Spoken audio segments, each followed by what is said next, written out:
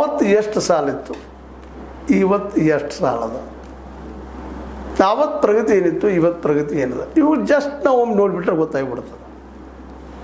$115 per barrel ಇದ್ದಾಗ $70 litre ಏನಪ್ಪ ಅಂತಂದರೆ ಪೆಟ್ರೋಲು, $60 ಲೀಟರ್ ಡೀಸೆಲ್ ಮಾಡಿದ್ರು. ಗ್ಯಾಸ $450 ಇತ್ತು. ನೋಡ್ರಿ, ಇದು ಮಾರ್ಕೆಟ್ ತುಟ್ಟಿದ್ದ ಮಾತು ಆ ಸಂದರ್ಭದಲ್ಲಿ.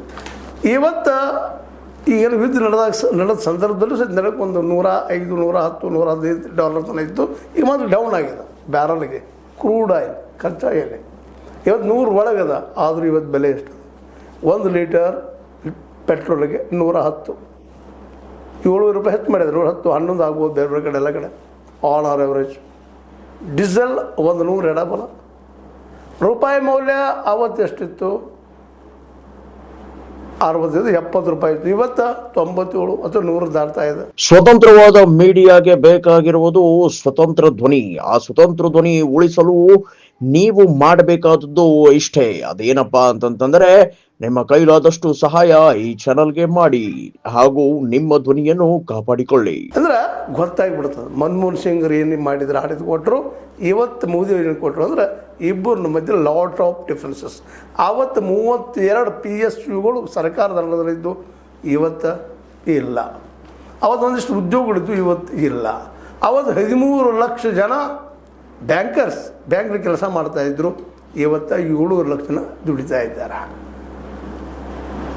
ಉದ್ಯೋಗ 1.5 ಕೋಟಿಗೂ ಹೆಚ್ಚು ಕಡಿಮೆ ಸರ್ಕಾರಿ ನೌಕರರಲ್ಲಿ ಕಡಿಮೆ ಆಗಿದೆ. ಇವೆಲ್ಲ ಡಿಫ್ರೆನ್ಸಸ್. ಅದೇ ರೀತಿ ಇವತ್ತು ಸಿದ್ದರಾಮಯ್ಯ ಬಿಟ್ಟು ಹೋಗಿ ಮುಂದೆ ಸಾಲ ಆಗಿದೆ, ಇಲ್ಲಂತಲ್ಲ, ಆದರೆ ಲಿಮಿಟ್ದಲ್ಲಿದೆ, ಲಿಮಿಟ್ ಮೀರಿಲ್ಲ. ಮತ್ತು ಸಾಲದೊಂದು ಮಾತು ಬಂತು ನೆನಪಿಗೆ. ಆವತ್ತು 54 ಲಕ್ಷ ಕೋಟಿ ರೂಪಾಯಿ ಸಾಲ ಇದ್ದರೆ ಅದೇ ರೋಡ್ ಅಂತ ಹೇಳ್ತಾಯಿದ್ರು.